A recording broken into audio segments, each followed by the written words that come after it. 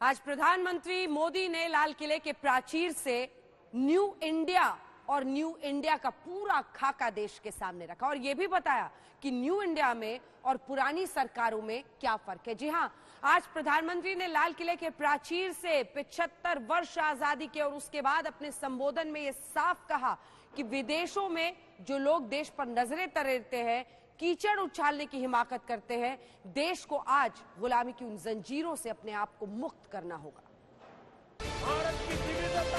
धर्मनिरपेक्षता पर भारत को लेक्चर देने वाले स्वयंभू चैंपियंस को आज मोदी ने लाल किले के प्राचीर से जवाब दिया। भारत को धर्म और पंथ के चश्मे से देखने वालों को मोदी की ये बात गौर से सुननी चाहिए। मदर ऑफ डेमोक्रेसी है और जिनके जहन में लोकतंत्र होता है वे जब संकल्प करके चल पड़ते हैं वो सामर्थ्य दुनिया की बड़ी बड़ी सल्तनतों के लिए भी संकट का काल लेकर के आती है। ये mother of democracy,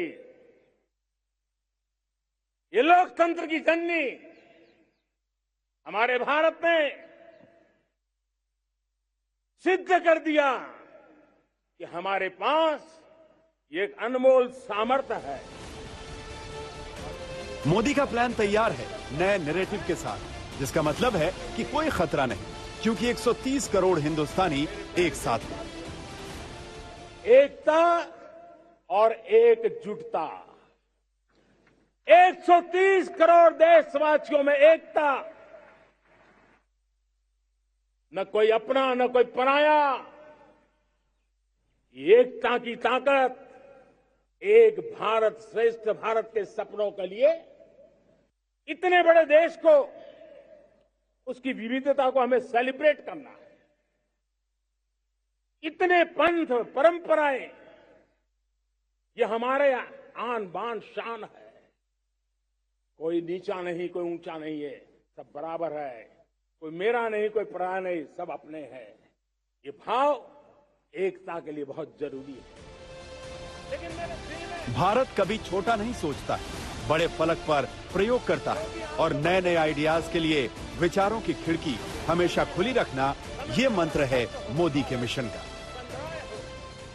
10% ethanol blending का सपना बड़ा लगता था, पुराना इतिहास बताता था संभव नहीं है, लेकिन समय से पहले 10% इथेनॉल ब्लेंडिंग करके देश ने इस सपने को पूरा कर दिया।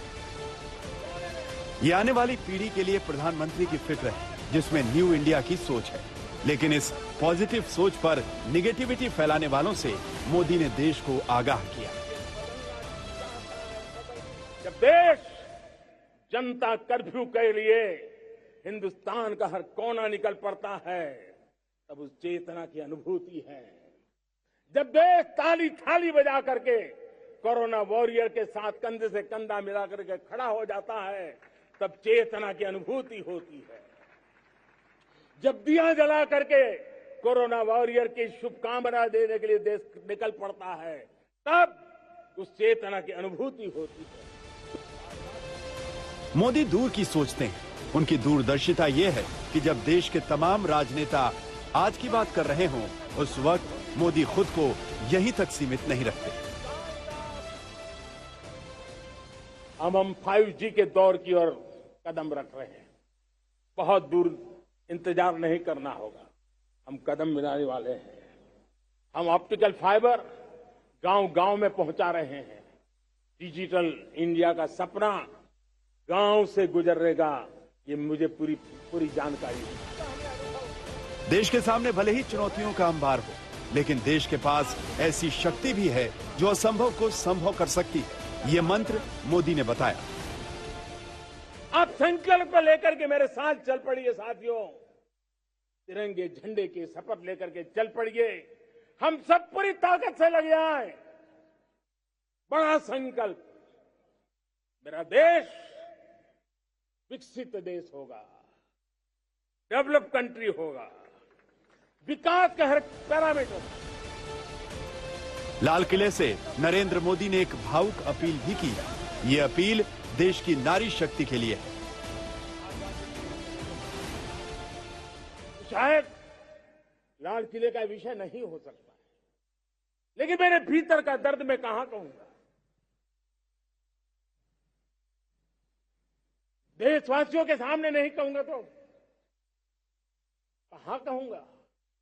और वो है किसी न किसी कारण से हमारे अंदर एक ऐसी विकृति आई है, हमारी बोलचाल में, हमारे व्यवहार में, हमारे कुछ शब्दों में, हम नारी का अपमान करते हैं।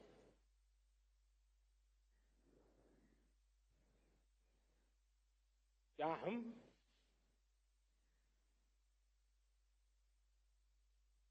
स्वभाव से, संस्कार से, रोजमर्रा की जिंदगी में नारी को अपमानित करने वाली हर बात से मुक्ति का संकल्प ले सकते हैं? परसेप्शन बदल देने वाली यही सोच मोदी के भरोसे को बढ़ाती है। अगर लोकप्रियता के ग्राफ में मोदी की रेटिंग हाई है तो उसके पीछे एक बड़ी वजह है जनता से उनका सीधा कनेक्ट। इंडिया टुडे ग्रुप और सी वोटर के सर्वे में देश का मिजाज मोदी की लोकप्रियता पर मुहर लगाता है। सर्वे के नतीजे बताते हैं कि 2024 चुनाव के लिए 53.4% लोग नरेंद्र मोदी को पीएम मान रहे हैं, जबकि उनके मुकाबले राहुल गांधी को सिर्फ 9.3%, वहीं अरविंद केजरीवाल को सिर्फ 6.5%। अगर देश के सबसे बेहतर प्रधानमंत्री की बात करें तो देश का मिजाज बताता है कि मोदी को 44.5% लोग पसंद करते हैं।